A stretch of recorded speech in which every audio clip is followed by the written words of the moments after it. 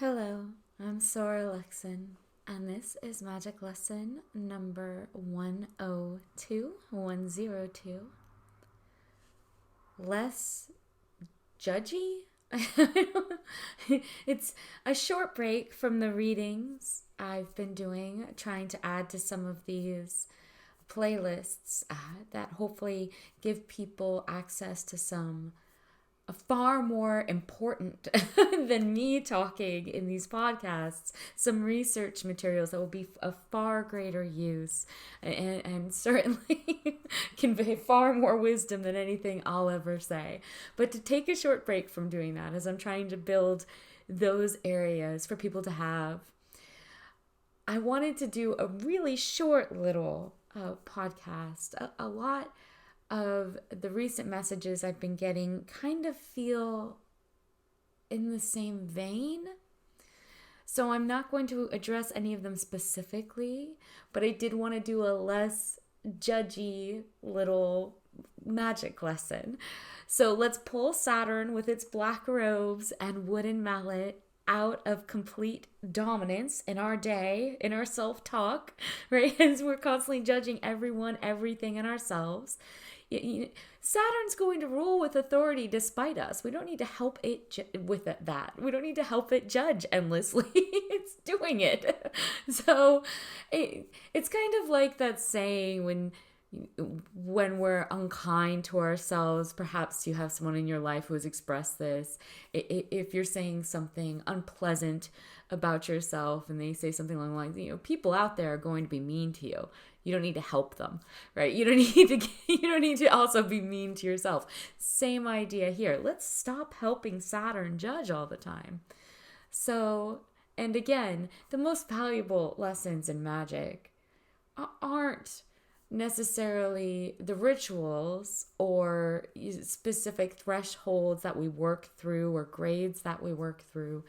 Sometimes the most important and powerful lessons that really increase our abilities are the seemingly simple things that we don't take the time to work on.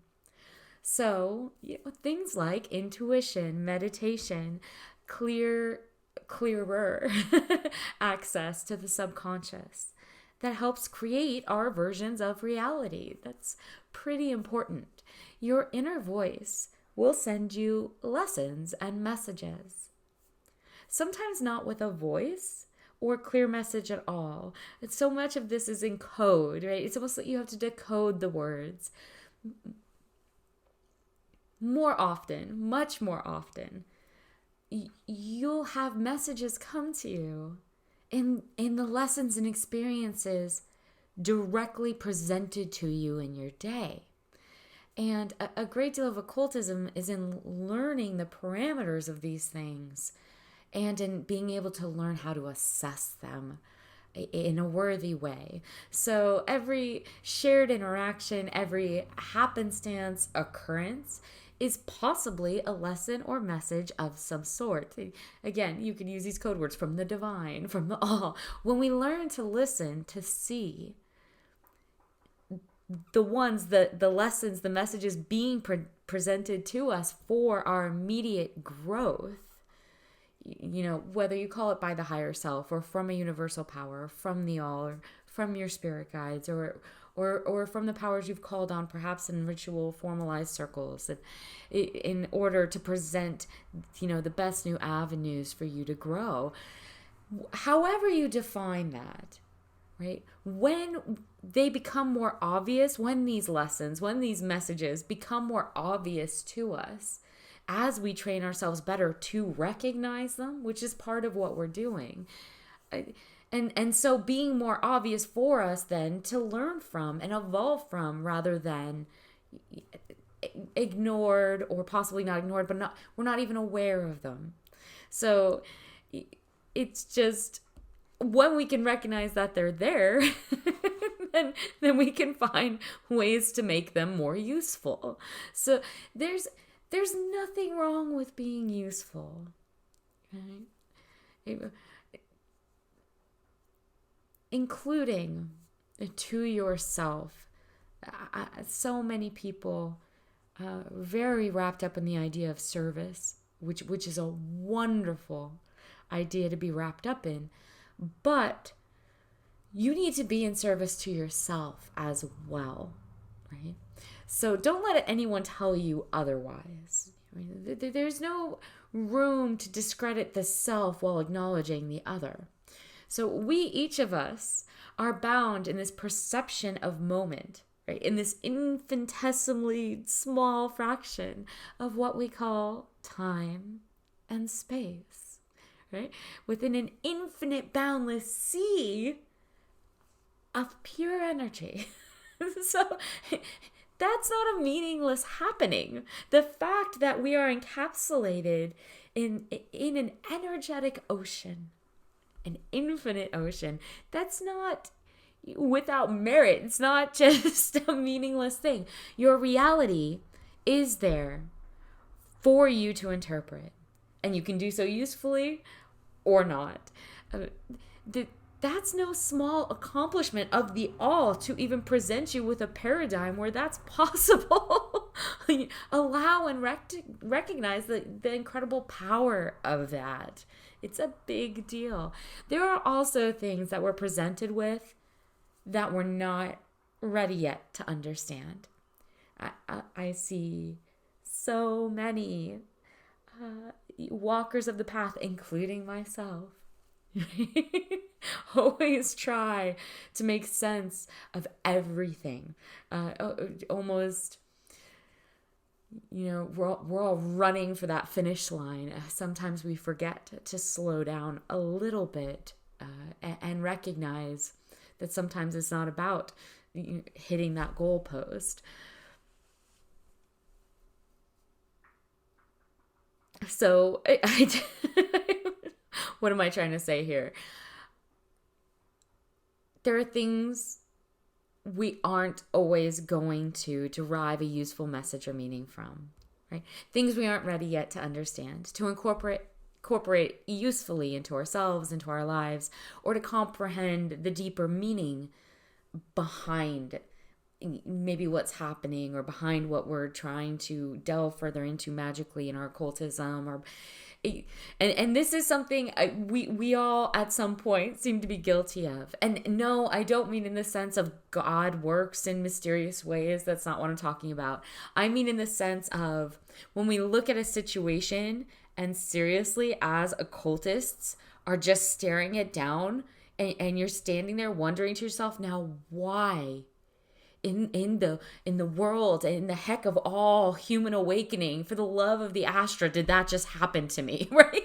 So, and you're not only questioning it and not understanding it, but very subtly, usually judging yourself or judging the situation because you can't interpret it.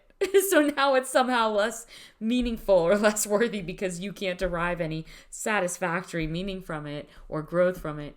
And it could just be that you're just not in a place yet. It's to have it be useful. Maybe intuitively, maybe magically, maybe you don't have the magic tools yet for that particular lesson, or to understand it or to make it useful. You might just not be in that grade yet, right?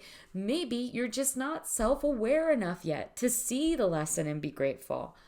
I majority of the time, that's the trap I personally fall into, which is why I'm bringing it to everyone's attention as likely, because it's very likely for me personally. So, it's there. When we trip over a rock and we're angry and we're hurt and we don't understand, we don't know why the rock was there. And then a long time passes later and we look back at that exact same situation and we laugh, right? We laugh at our behavior, at our emotional discognizance, at the judgment or the hurt we derived from the situation, only to see that it was nothing other than stopping us from walking head on into a lion's mouth. And in that time, in that moment, we had no means of, because we didn't see the lion, that the the rock we tripped over slowed us down from. That we had no means of being grateful, for the rock. So the reason for gratitude, it's always there. or the opportunity for positive evolution, it's always there. It's always presented to us. That doesn't mean we're always prepared to see it or ready to listen yet to those messages, those very clear lessons. And so we have to be somewhat gentle with ourselves. Aim small, miss small, as the night does. Absolutely strive ever for improvement, growth in your magical practices, diligence in yourself, the nobility of the occult heritage you've entered into, and yes, want to live up to, of course, always, yes. But also, while you're thinking of all those who have gone before you that watch, remember the basics, right? Remember that they too made mistakes. Remember humility and gentleness. Humility reaps great rewards for the master who knows its value. And that means being humble with yourself. It applies to the self as well. So sometimes if something seems wildly out of control, incredibly negative, impossible to sort out the value of within the parameters of our experience in that moment, in that day, it's all right to forgive yourself that. Not everything has to be given a meaning that you understand. So to step back in a place of confusion and to be okay with that confusion, that's a form of great humility.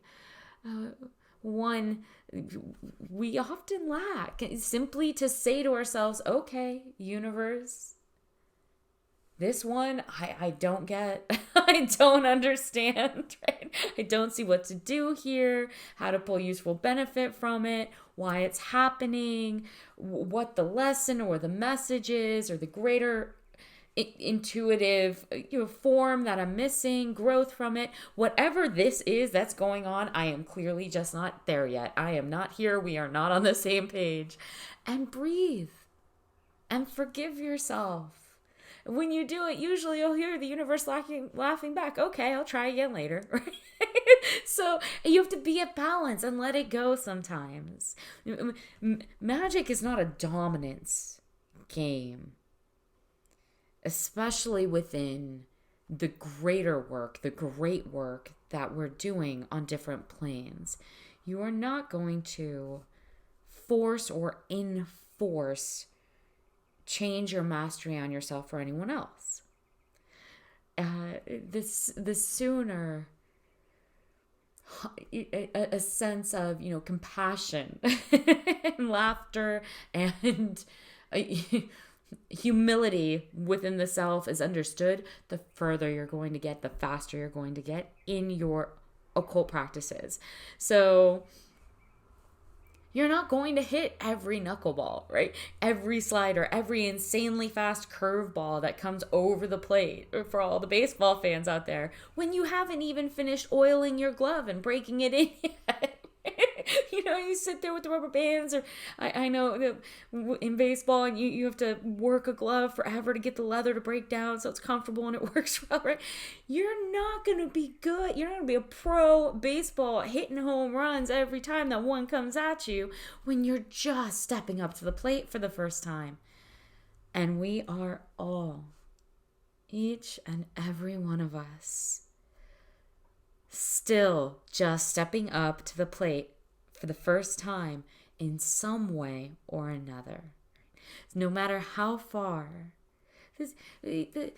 One of the wonderful things about true occultism is the grades aren't rungs in a ladder that you're getting somewhere or climbing. Your peers within the mastery of your craft are not above you because they've been doing it 30 years longer, or because they they've passed more thresholds than you or have more skills in their tool belt. And those below you, they're not below. That's not how it's perceived.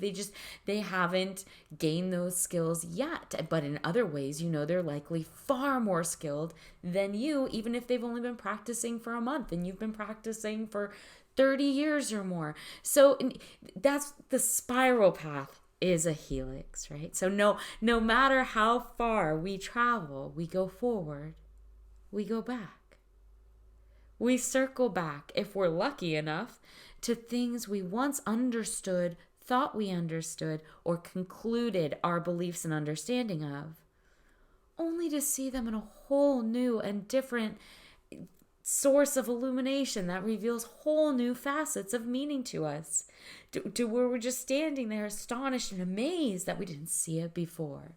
So the ladder, as it were, I'm doing bunny ears that you can't see, quote unquote, the ladder is always being built as we climb. And so very often we're putting the rung above us so the person next to us in the craft can get there and give us a hand up, right? This is not like, it doesn't work when you're always judging. So humility, nobleness of character, relentless patience, generous understanding and compassion for confusion, for failure, for working out the kinks as we progress, always, including towards yourself, towards oneself. Wanting to become the best version of ourselves is a long, rewarding road. Right? It's a powerful path to take. If you can laugh a bit when you trip on a stone, because you don't know why it's happening. You don't know that it's stopping you from being eaten by a lion that's, if you had walked one pace faster, you would have run head on into. Right? You don't know these things. So if you can get to a place where you understand that that's often happening, right? Or choose not to dwell on the, errant off-roading, the trailblazing, when we go wildly, out into the weeds, and then later perceive that as slowing us down on our journey in some way. When you get back to the path, just move forward.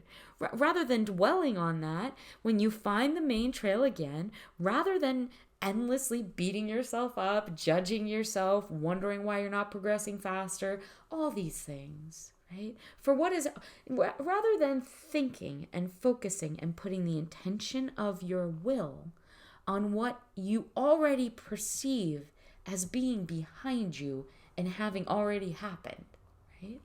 Why not willfully by intention, choose not to dwell on that.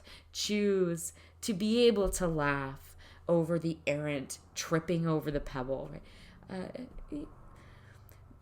The walk becomes a far more enjoyable and strengthening thing for the magician when you can learn to take things in stride.